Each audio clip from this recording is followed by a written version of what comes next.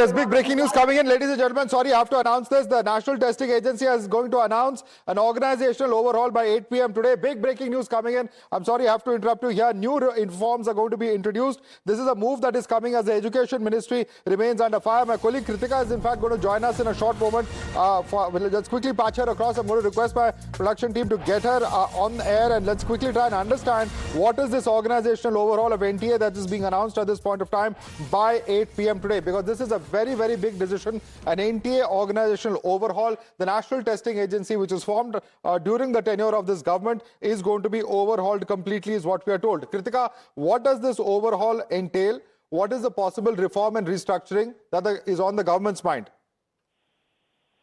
Well, Madhav, remember earlier as well when the NTA and the examination conduct was being looked at by the high-powered committee headed by Mr. Radhakrishnan as well, there have been a lot of clauses that were not, in fact, adhered to the T, even in the conduct of this NEET examination this year and of the re-examination that happened in June this year as well. After this, we've also seen, in fact, criticism continue over the lack of permanent employment that comes with the NTA. A lot of opposition leaders have also, in fact, criticized the NTA for not having parliamentary sanction.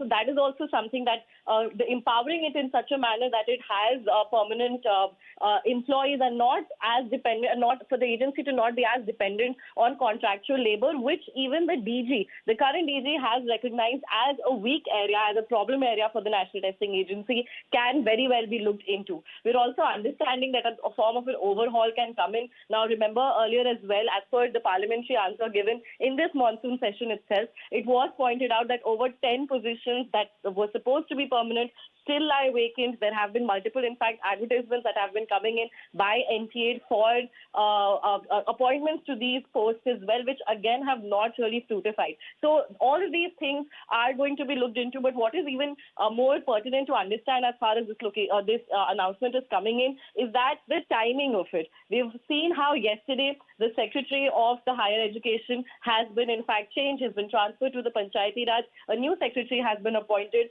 and we've had BJP leaders even claim that such a transfer has happened due to negligence on part of the former secretary. So whether or not the chairman, the current NTA chairman, because there have been some colleges under the Delhi University which have been, which are criticizing the demand for the resignation of the education minister, stating that it should have been the chairman of the NTA who is directly responsible for the conduct of the examinations itself. So more accountability, penalty for any sorts of leaks. These are some of the larger points that we can expect the reform to bring forward. All right. Kritika, we're going to come back to you for more updates. We're going to stand by for that big announcement at 8 p.m. today, as and when that happens. But certainly for the moment, thanks so much for getting us that bit of breaking information. I'd like to thank all our panelists, R.P. Singh, Professor Jyotsna Tirunagiri, Dr. Viraj Hussain, and Dr. Piyush Joshi for joining us this evening. We're going to slip into a very quick break. More news and updates on the other side.